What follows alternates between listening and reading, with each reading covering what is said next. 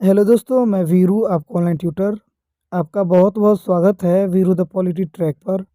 और हमेशा की तरह एक बहुत ही बेहतरीन टॉपिक लेकर आ चुका हूँ। और आज का हमारा जो टॉपिक है वो है प्लेटो का न्याय सिद्धांत। स्टूडेंट्स, ये बीए प्रोग्राम के जो बच्चे हैं, बीए ऑनर्स के जो बच्चे हैं फर्स्ट ईयर के, ठीक है, उनके लिए ये क्वेश्चन काफ़ी ज़्यादा दमदार रहेगा, ठीक है, क्योंकि ये क्वेश्चन ऐसा है जो एग्ज़ामों में काफ़ी बार पूछा जाता है, ठीक है। और आप सब भी ऐसे ही क्वेश्चनों की तलाश में रहते हैं जो एग्ज़ाम में आने की पूरी संभावना हो। और ऐसे क्वेश्चनों को याद करने से, कवर करने से गारंटी है कि अच्छा मार्क्स मिलेगा, ठीक है। तो मैं बिल्कुल शॉर्ट नोट बना के लाया हूँ मैंने। यहाँ पे मैंने ज़्यादा एक्सप्लेन नहीं किया हूँ, मैं ओरली ज़्यादा समझाऊँगा। तो आपके लिए ये नोट्स बनाना भी ईज़ी रहेगा और आप ईज़िली समझ भी जाएँगे।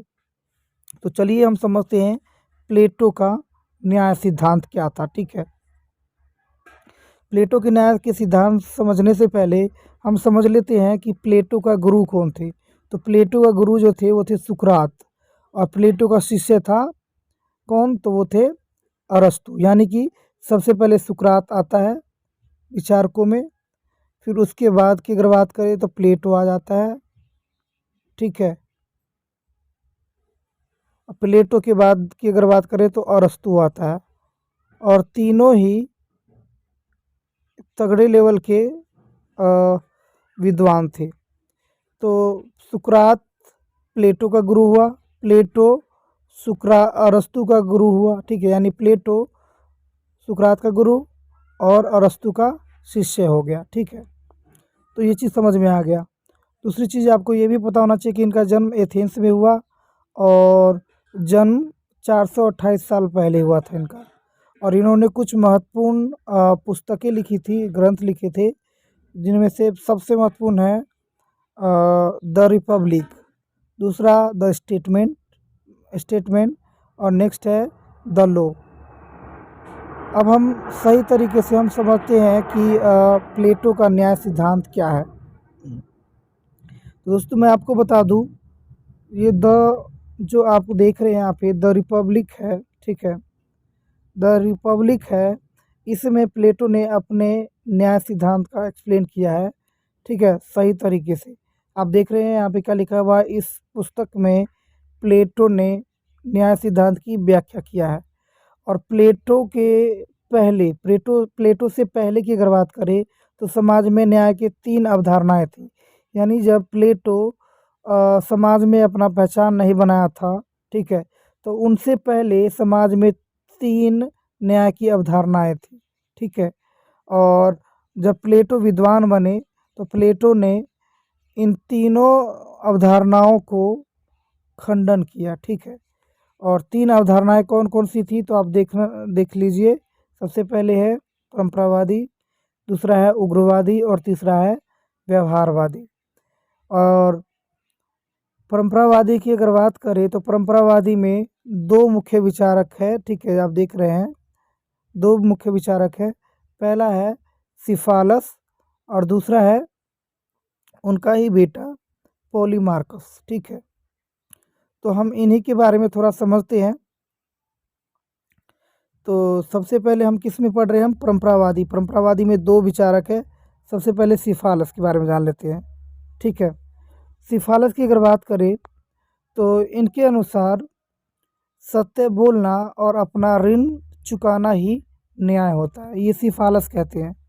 सिफालस कहते हैं कि अगर व्यक्ति सदैव सत्य बोले, ठीक है, और अपना ऋण ऋण चुका दे, अगर किसी का दिया गया जो लिया गया किसी से जो भी कर्ज है किसी भी प्रकार का, उसको समय पर चुका दे, यही न्याय है। लेकिन प्लेटो सिफालस के न्याय के सिद्धांत को खंडन कैसे करते हैं वो जान लेते हैं। तो ऐसे हर स्थिति में संभव नहीं है। प्लेटो कहते हैं कि हर स्थिति में सत्य बोलना और ऋण चुकाना संभव नहीं है, ऐसा प्लेटो का कहना है। अब वो एक उदाहरण से स्पष्ट करते हैं कि शस्त्र उधार लिया जाए किसी से, ठीक है, और कोई व्यक्ति जब उनका मानसिक स्थिति खराब हो और उस समय उस हथियार को वापस मांगने के लिए आए, ठीक है, और उस समय में उस शस्त्र को उनको दे देना, लौटा देना, इससे क्या होगा कि दूसरे की जान को संकट में डालने जैसा हो जाएगा। तो ऐसे में हमेशा मतलब सत्य बोलना, ठीक है, हर स्थिति में सत्य बोलना और ऋण चुकाना न्याय नहीं हो सकता है, ऐसा प्लेटो का कहना है। मैं एक और एग्जांपल बताऊंगा कि सत्य तो हर जगह पे बोलना चाहिए, ठीक है, लेकिन जहाँ पे सत्य कमज़ोर होने वाला होता है, ठीक है, या सत्य को ठुकराया जाता है झूठ के आधार पे, तो ऐसे में हमें असत्य के आधार पर भी हमें सत्य उगलवाना पड़ जाता है कई बार, ठीक है। आज के टाइम में आप जानते होंगे कि न्याय को बनाए रखने के लिए जो पुलिस स्टेशन में अक्सर क्या किया जाता है, तो कई बार अपराधियों से झूठ बोला जाता है, ठीक है, कि हम आपको मतलब छोड़ देंगे अगर आप अपने मेन जो व्यक्ति है अपराधी करवाने वाले उनका अगर नाम बता देते हो तो इस तरह से झूठ बोला जाता है और उनसे सत्य वगैरह उगलवाया जाता है। तो कभी-कभी सत्य बोलना भी सत्य के लिए ज़रूरी होता है, ठीक है।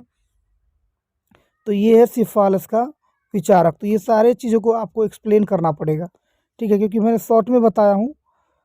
तो एक बार फिर से जान लीजिएगा सिफारिश का ये क्या है। आप देख रहे हैं यहाँ पे, ये सिफारिश का न्याय सिद्धांत है और इस सिद्धांत का प्लेटो ने यहाँ पे खंडन किया है, ठीक है। चलो अब हम समझ लेते हैं इनके जो बेटा थे, पुत्र थे, उन्होंने क्या न्याय का सिद्धांत दिया है। पॉलीमार्कस क्या कहते हैं, तो कहते हैं शत्रु के साथ शत्रुता और मित्र के साथ मित्रता ही न्याय है। इनका कहना भी सही है, अगर जो अच्छा करे वो उनके साथ अच्छा हो और जो बुरा करे उनके साथ बुरा हो, ठीक है। शत्रु के साथ शत्रुता और मित्र के साथ मित्रता न्याय है, ठीक है। लेकिन वहीं पे प्लेटो का क्या कहना था, प्लेटो कहते हैं कि कभी कभी शत्रु और मित्र को पहचानना लोगों के लिए बहुत ही ज़्यादा मुश्किल होता है, क्योंकि कई बार शत्रु मित्र के ही रूप में हमारे आसपास रहता है और हम उन्हें पहचान नहीं पाते हैं।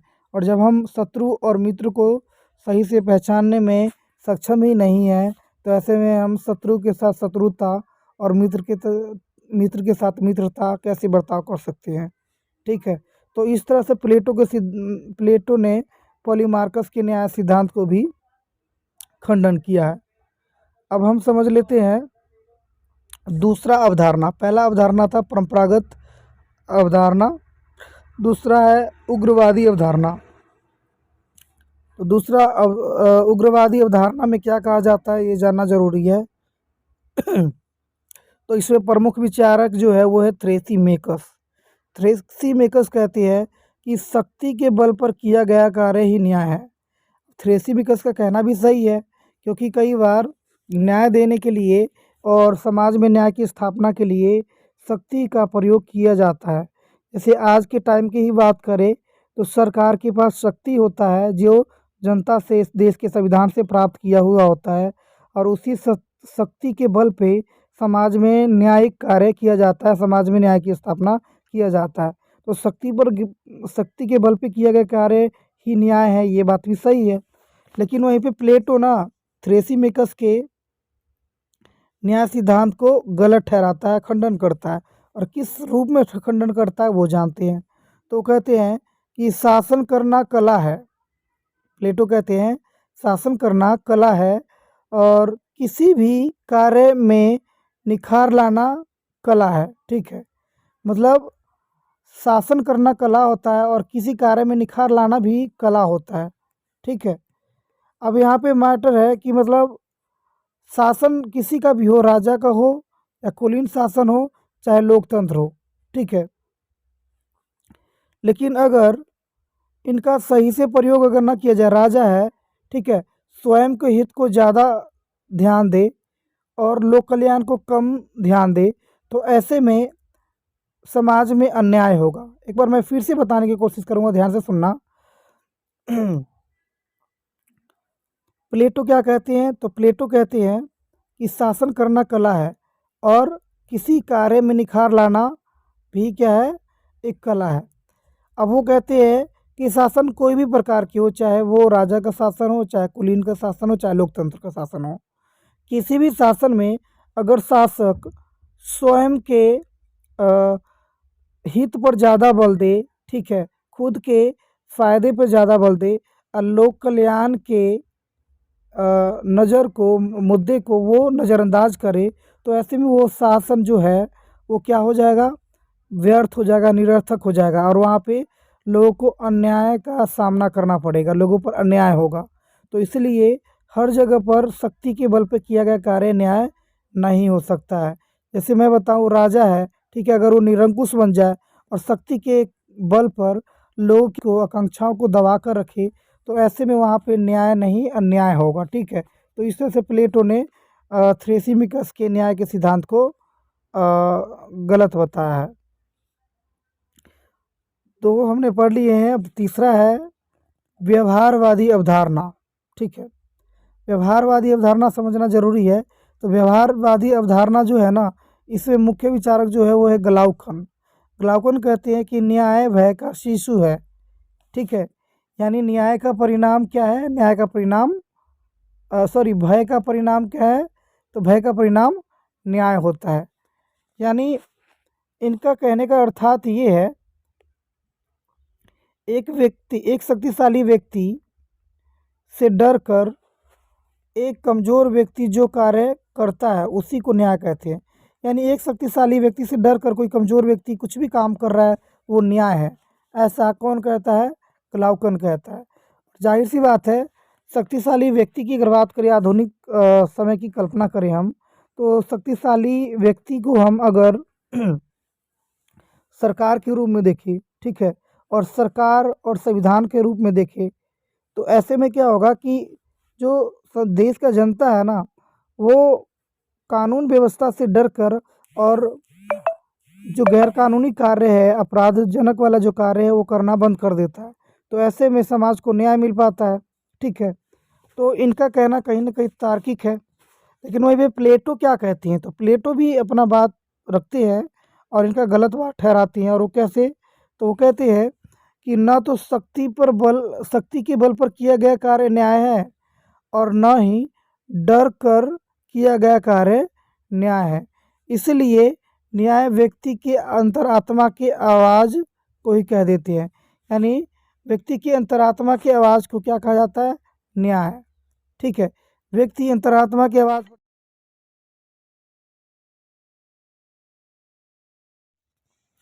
तो ये भी चीज़ हमें क्लियर हो गया। अब हम प्लेटो के न्याय सिद्धांत के बारे में समझ लेते हैं। तो प्लेटो ने न्याय के सिद्धांत तो कई सारे दे दिए हैं, हमें देख लिए हमने। लेकिन प्लेटो के न्याय सिद्धांतों को भी यहाँ पर कमी निकाला जाता है।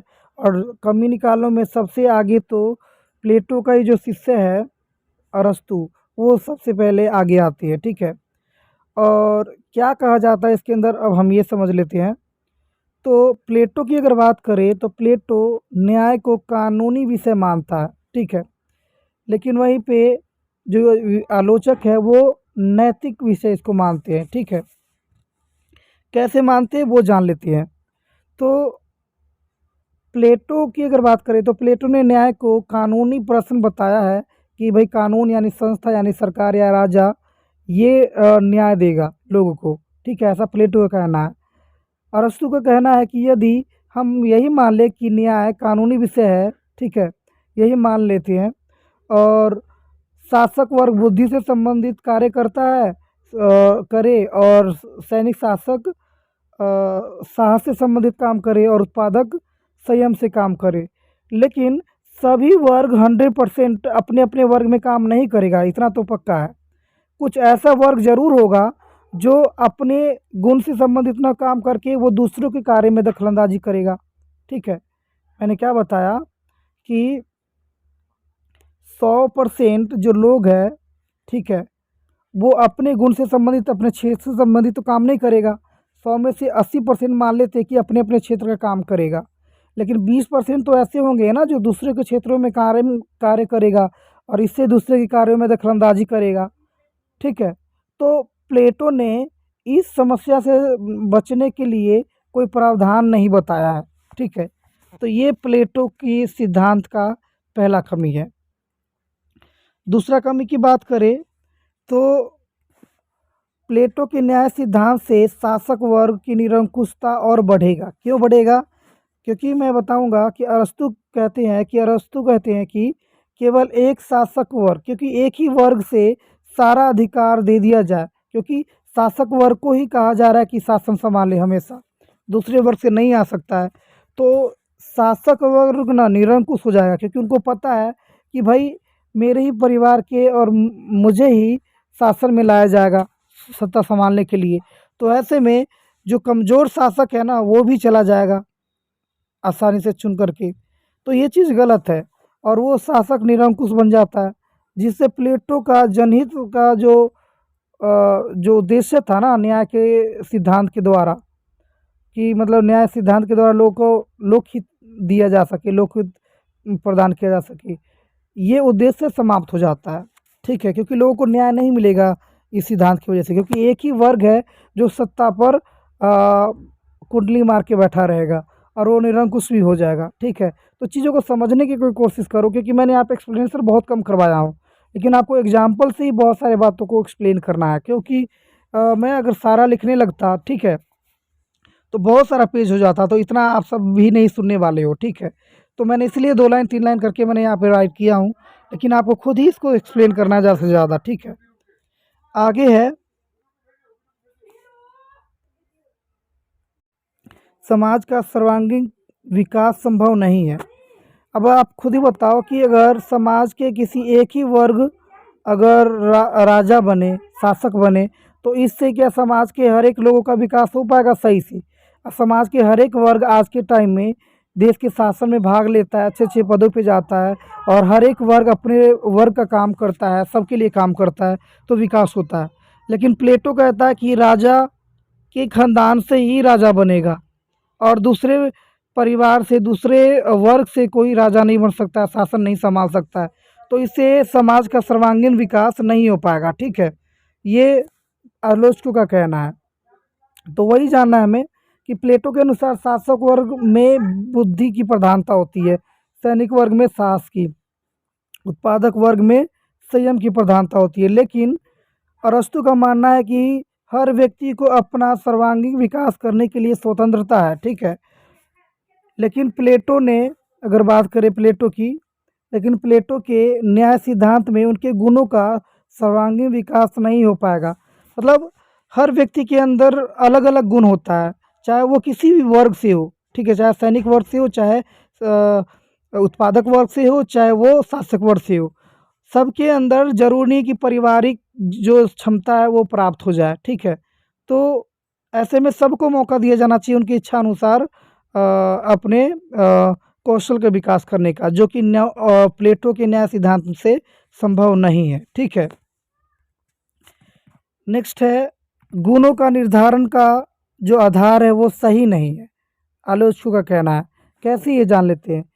प्लेटो के अनुसार जीवन भर शासक वर्ग में बुद्धि की, सैनिक वर्ग में साहस की तथा उत्पादक वर्ग में संयम की प्रधानता रहेगी, ऐसा प्लेटो का कहना है। ठीक है, लेकिन अरस्तु के अनुसार एक ही व्यक्ति में आयु के विभिन्न भागों में अलग अलग गुण होते हैं। ठीक है, जैसे कि अगर हम बात करें, जब व्यक्ति बच्चा होता है तो उसमें बुद्धि होता है। ठीक है, बच्चा में बुद्धि होता है, युवा में उसके अंदर काफ़ी ज़्यादा साहस होता है, बल देखने को मिलता है, और वृद्धावस्था में उसको संयम रहता है उनके अंदर। ठीक है, यानी एक व्यक्ति के अंदर ये तीनों गुण होता है, लेकिन ये जीवन के अलग अलग अवस्था में होता है। लेकिन प्लेटो कहता है कि तीनों गुणों का नेतृत्व करने वाला अलग अलग वर्ग होता है। शासक वर्ग बुद्धि का, साहस का मतलब सेना प्रतिनिधित्व करता है, संयम का उत्पादक। ठीक है, अलग अलग वर्ग। लेकिन ये कहता है अरस्तु कि भाई एक ही व्यक्ति के अंदर ये तीनों ही गुण होता है, लेकिन अलग अलग स्टेज पे। बचपन में बुद्धि, जवानी में बल और वृद्धावस्था में संयम होता है। ठीक है, तो इस तरह से प्लेटो के न्याय के सिद्धांत को गलत ठहराया है। मुझे पता है कि समझ तो आ रहा होगा, लेकिन घिच-पिच थोड़ा-सा हो रहा होगा, लेकिन चीज़ों को थोड़ा समझने की कोशिश करना चाहिए हमें। हमें ही देखो, बचपन में काफ़ी धीरे-धीरे ज्ञान आने लगता है, तो ज्ञान की अवस्था है, ठीक है। थोड़ा और बड़े होंगे, ठीक है, 25-30 के होंगे, तो उस समय ताकत रहेगा हमारे अंदर से, यानी साहस रहेगा, और उसके बाद वृद्धा में संयम रहता है हमारे अंदर, तो एक ही के अंदर होता है सारा चीज़। चलो नेक्स्ट है, वर्तमान राज्यों पर प्लेटो के न्याय सिद्धांत को लागू नहीं कर सकते हम आज के टाइम में, ठीक है। क्यों नहीं कर सकते हैं? पहले छोटे राज्य हुआ करते थे, जनसंख्या कम थे, लेकिन आज इसके बिल्कुल विपरीत है। आज बहुत सारे ऐसे राज्य हैं जो विशालकाय हैं, ठीक है, और बहुत बड़ी-बड़ी जनसंख्या वाला है। इसलिए किसी भी राज्य को इन 3 गुणों के आधार पर वर्गीकृत करना इतना आसान नहीं होगा, ठीक है। मतलब इतनी बड़ी जनसंख्या को आप 3 वर्गों में, शासक वर्ग में और सैनिक वर्ग में और उत्पादक वर्ग में आप डिवाइड नहीं कर सकती हो, बाँट नहीं सकती हो। तो ये सारे के सारे ये आलोचना है प्लेटो के न्याय सिद्धांत का। अगर थोड़ा-सा भी अगर आपको वीडियो अच्छा लगा होगा तो प्लीज़ लाइक, शेयर, कमेंट और सब्सक्राइब ज़रूर कर दीजिएगा। Thank you so much.